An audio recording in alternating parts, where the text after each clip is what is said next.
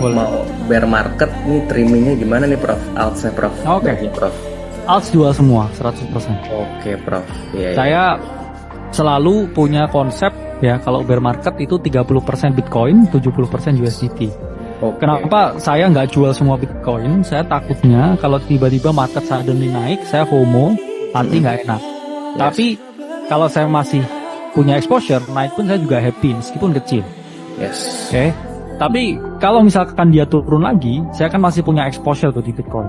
Yes. 30% itu. Mau nggak mau kan saya juga harus lihat dong. Nah, ketika saya tetap juga lihat portofolio saya yang 30%, itu kalau turun pun hati saya juga nggak nyesek banget. Dan nggak ada jaminan turun, nggak ada garansi turun. Dan misalkan 30% itu dia turun, itu kan saya hanya dodon 15% dari keseluruhan. Kalau misalkan turun 50%.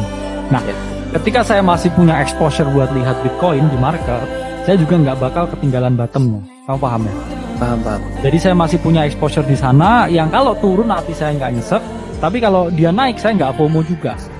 Masih ada exposure. Yes. Yes, tapi misalkan nanti ya dari 30% to drop 50%, terus saya lihat, oh ini opportunity yang bagus banget, 70%-nya saya tembak ke sana. Kalau altcoin, sampai akhir cycle ini saya maunya cuma trading.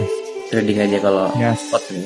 Mindset saya sekarang udah hari ke hari menjelang puncaknya siklus. Terus. Karena jangan sampai kamu puncaknya siklus ya, kamu cut off the guard, balikin profit banyak, terus kamu revenge trading, terus balik ke nol malah bisa minus lagi.